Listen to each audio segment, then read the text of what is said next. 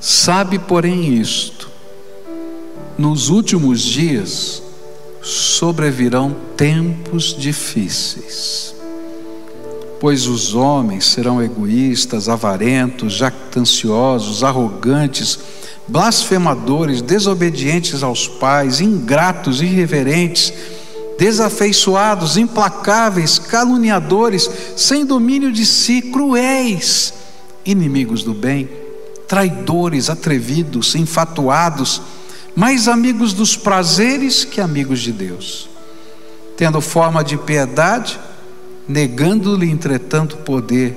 Foge também destes. Pois entre estes se encontram os que penetram sorrateiramente nas casas e conseguem cativar mulherinhas sobrecarregadas de pecados, conduzidas de várias paixões, que aprendem sempre e jamais podem chegar ao conhecimento da verdade. E do modo porque Janes e Jambres resistiram a Moisés, também estes resistem à verdade. São homens de todo corrompidos na mente, réprobos quanto à fé. Eles todavia não irão avante, porque a sua insensatez será a todos evidente, como também aconteceu com a daqueles. Pai querido, nessa hora, quando lemos a Tua palavra, abre a nossa mente, mas abre também o nosso coração, para que ela seja aplicada à nossa vida. Ah, Jesus, fala conosco, é aquilo que oramos, por favor. Amém, Senhor, e amém.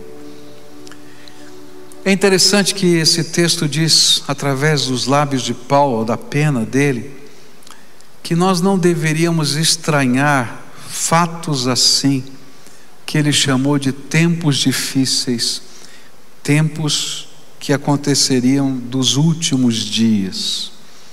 Mas o que são os últimos dias? A palavra de Deus vai nos ensinar que os últimos dias foram inaugurados com a vinda do Senhor Jesus e serão concluídos na volta do Senhor Jesus. Então todo esse período de tempo que a gente está vivendo é na verdade, ou são na verdade, os últimos dias. E a Bíblia vai dizer, o próprio Jesus pregou um sermão dizendo: olha, esses serão tempos difíceis, onde vai haver guerras, rumores de guerras, terremotos, e etc, etc. Ele vai dizer, vão acontecer coisas assim. Mas a Bíblia também diz que à medida em que se aproxima o dia da volta de Jesus, vai chegar um tempo em que Satanás vai controlar toda a terra. E dessa maneira, esse controle vai ser uma coisa tão intensa, que se o Senhor não abreviasse esses dias, nem os fiéis suportariam. Está isso na palavra de Deus. E por isso, tempos difíceis a gente enfrentaria. Paulo disse que, usando essa expressão difícil, ele estava tentando dizer para a gente que eram tempos duros de suportar, perigosos, ameaçadores. Mas a palavra que ele usou para definir esse difícil é a mesma palavra que aparece lá em Mateus capítulo 8, verso 28, quando é descrito o endemoniado gadareno. E a ideia é de tempos bravios, furiosos, como bestas selvagens no controle de todas as coisas. E aí Paulo, depois de escrever isso, ele diz assim: sabe qual é a razão disso? Sabe por que acontece assim? Sabe por que os tempos difíceis vêm? E ele vai dizer: olha, é por causa do próprio homem. Nós, seres humanos, somos responsáveis pelos tempos difíceis. E ele começa então a descrever o que é que faz esse tempo ser tão difícil a partir da natureza do homem. E ele vai ensinar aqui nesse texto, se eu pudesse resumir tudo aqui num conceito que esse texto apresenta para a gente, é que de repente na vida desse ser humano e na sociedade desse ser humano, aquilo que é a maneira de se organizar o amor na nossa vida, perde a sua capacidade ou é invertido na sua organização. E Paulo vai dizer para a gente, se a gente pudesse resumir esse texto todo, o seguinte: olha, Deus ensinou um princípio de como o amor deve ser trabalhado na vida humana. Ele vai dizer para a gente o seguinte: olha, primeiro você tem que amar a Deus sobre todas as coisas, com todas as suas forças, com todo o seu entendimento, com toda a sua capacidade, com toda a sua mente. É isso que ele vai dizer. Depois, você vai amar o seu próximo. E, por fim, você vai amar-se a si mesmo. Mas quando a gente inverte a polaridade desse amor, as coisas começam a desandar. Se você conhece um pouquinho, não é, das regras da eletricidade, você vai saber que num motor simples, se a gente inverter a polaridade desse motor, ele vai mudar o lado que ele estava virando. Então, se você estava virando para a direita, se você inverte a polaridade, ele vira para a esquerda. E aí Paulo está dizendo para a gente aqui, se fosse o resumo do resumo desse texto, olha, se a gente inverter a polaridade do amor, aquela polaridade que Deus está ensinando para a gente, o mundo que a gente vai viver, a família que a gente vai viver, vai gerar tempos difíceis. Por quê? Porque quando a gente inverte a polaridade do amor, o homem começa a amar primeiro a si mesmo, depois ele ama o dinheiro, e depois ele ama os prazeres, e por fim ele abandona todos os valores que procedem de Deus, para construir algo que seja a imagem e semelhança dele nessa vida. E então Paulo começa a descrever como é que são os homens quando invertem essa polaridade do amor.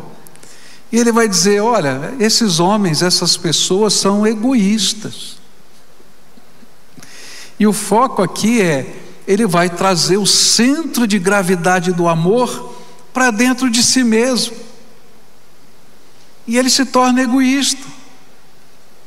E depois de ser egoísta, é muito fácil se tornar orgulhoso, gente que se acha. E se você é egoísta e orgulhoso, naturalmente você vai ser arrogante, alguém que é altivo, soberbo. E quando a gente está vivendo nessa polaridade, onde eu sou o mais importante, Paulo vai dizer para a gente aqui, então eu não tenho problema de difamar, eu não tenho problema de contar mentiras. Por quê? Porque o que me importa é chegar nos meus objetivos. E aí eu estava pensando, olha que coisa, onde está a verdade? A gente fica ouvindo aqui a guerra de narrativas de um lado e do outro, nessa guerra que está acontecendo, mas a gente vê a mesma coisa na política, a gente vê a mesma coisa em tantas áreas da sociedade. E aí aparece a palavra aqui na minha Bíblia, caluniadores. E eu fui olhar que palavra é essa na língua grega. E a palavra que está lá é diabos.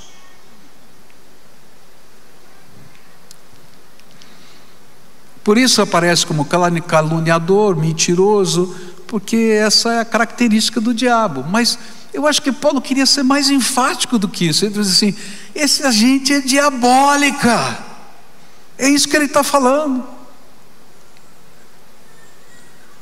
Por quê? Porque eles não se importam em usar qualquer coisa para promover o que lhes interessa, mesmo que isso gere mal a alguém. E aí ele acrescenta: por isso eles são cruéis, indomáveis. E quando a gente fica desse jeito, a gente não é capaz de ser amigo do bem. A gente é amigo do interesse da gente. E quando a gente é amigo dos nossos próprios interesses, então, queridos, a Bíblia vai dizer aqui, se você está seguindo o texto comigo, que a gente se torna traidor. E não tem vergonha de ser traidor. E nesse espírito que está lá nessa inversão de polaridade, a gente vai ver pessoas inteiramente obstinadas. Tem um alvo e não importa o que tenho que fazer para alcançá-lo.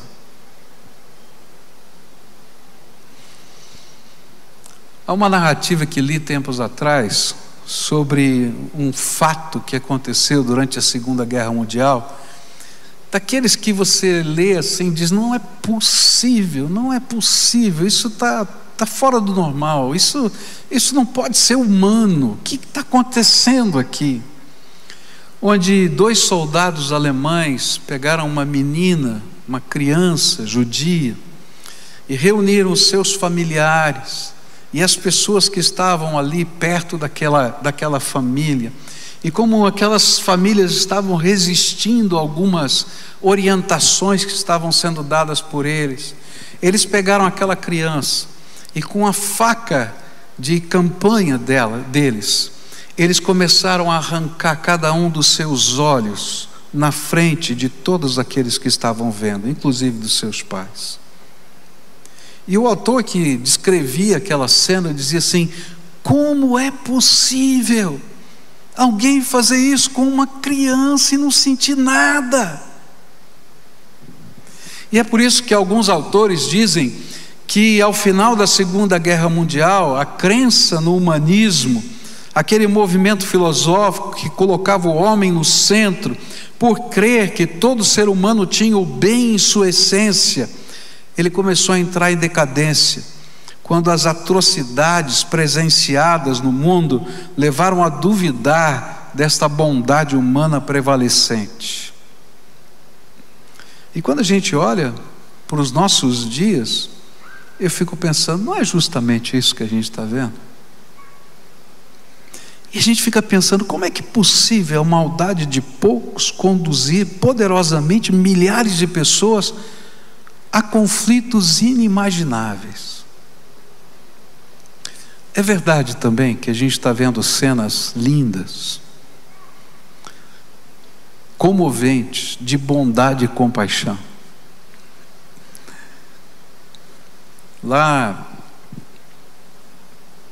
na fronteira, 30 quilômetros da fronteira, na cidade de Lviv, chegam os trens, e aquele povo não tem como chegar na fronteira, são 30 quilômetros. E aí tem uma rede de solidariedade, de várias nações, de várias pessoas diferentes. Essa gente vai aos mercados com o dinheiro próprio ou que é levantado nas redes sociais, compram comida e vão com os seus carros até o teto de comida. E quando chegam na estação, distribuem a comida. E aí vão com as suas plaquinhas: brasileiros, latino-americanos, ucranianos, família tal, porque alguns já entraram em contato com algumas famílias. E aí 4 ou 5 entram no carro e atravessam a fronteira, os 30 quilômetros depois. É lindo ver isso. Graças a Deus que ainda tem alguma coisa assim acontecendo. Deus está trabalhando.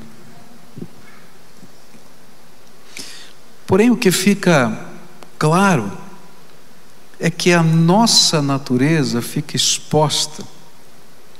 E aí nós podemos enxergar os nossos próprios egoísmos atuando na vida. Foi nessa hora que eu estava meditando nesse texto que o Espírito Santo começou a mexer comigo de uma maneira diferente. Ele falou assim: é fácil olhar lá longe e enxergar tudo isso. E aí o Espírito Santo falou para mim assim: quantas vezes, Pascoal, você já foi orgulhoso?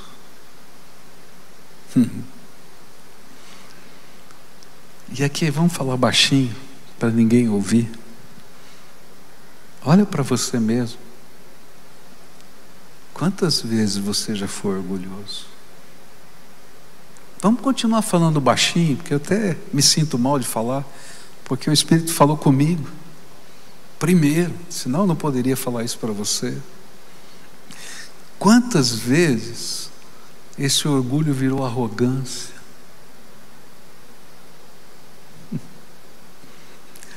Quantas vezes com raiva, pode ser até um sangue italiano, você se torna difamador. Sabe o que é difamar? É quando você comenta ou fala não apenas os fatos, mas também as suas impressões como se fossem fatos.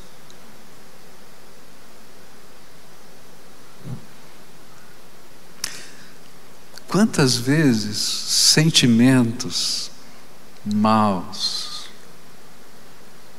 quase diabólicos, já passaram por você, pela sua cabeça, pelo seu coração?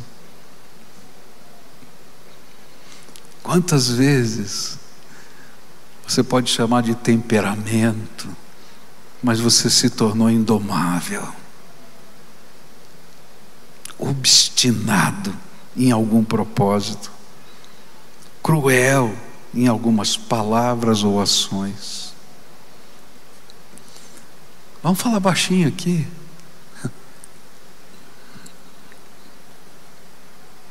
Quantas vezes você traiu alguém?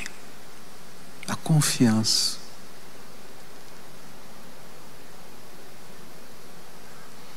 Quantas vezes as suas ações ou até as intenções foram inimigas do bem? É interessante como é fácil a gente perceber isso nos outros. Mas como é triste perceber estas coisas em nós mesmos. Porque a Bíblia diz que tempos difíceis vêm quando atitudes nossas assim começam a acontecer. E não vão acontecer apenas na sociedade, vão acontecer dentro da nossa casa. E Paulo vai dizer exatamente isso. Ele vai falar dos filhos que desrespeitam os pais, ele vai falar de ingratidão, vai falar de falta de afeição, de ser até irreconciliável, implacável, irreconciliável. Ah, queridos, as coisas não estão só lá longe, não. Talvez elas estejam tremendamente fortes, porque a gente está vendo na televisão toda hora, mas o Senhor está dizendo para a gente hoje, aqui agora: olha para você, olha para a tua casa, olha para a tua família, olha para o que está dentro de você, porque dias difíceis sempre virão se a gente não lidar com esses sentimentos. Como pastor, queridos, eu já vi coisas que eu não acredito que poderia ter visto. Eu não estou falando que eu ouvi, eu vi, eu presenciei, eu tratei, caminhei, e coisas que eu não consigo entender, que mexem com a minha alma. Eu não consigo entender um pai abusar do seu filho, menino ou menina. Eu não consigo entender. Eu não consigo entender uma menina em casa ter medo que o seu pai invada o seu quarto e por isso coloca trancas na porta do quarto para poder trancar por dentro. Eu já vi isso. O que faz um negócio desse? Eu já vi coisas incríveis. Uma pessoa simular uma reconciliação no casamento para poder entrar de novo em casa, abrir o cofre, tirar as coisas de valor e documentos que lhe interessavam na batalha do divórcio. Eu já vi coisas que eu não acredito. Pessoas deixarem a família passar fome para poder conseguir fazer um acordo melhor. Dias difíceis, tempos difíceis. Por quê? Porque se o nosso coração não for trabalhado por Jesus e a polaridade do nosso amor não for transformada pelo poder dele, nós seremos autores dos tempos difíceis. E pessoas vão sofrer. Eu vou sofrer, mas pessoas à minha volta vão sofrer também. E o que a palavra de Deus está dizendo para a gente, Paulo está tentando dizer para a gente, é o seguinte: olha, tem que haver uma mudança. E essa mudança não acontece naturalmente, mas é preciso que haja uma mudança espiritual, que mexa na polaridade do amor.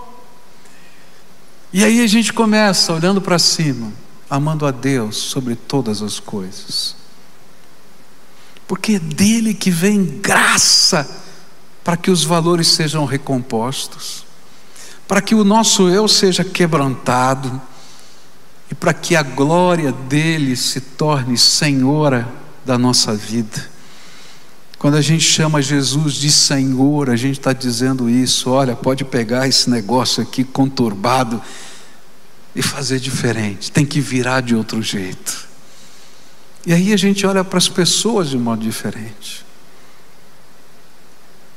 e depois a gente olha para a gente mesmo de maneira diferente.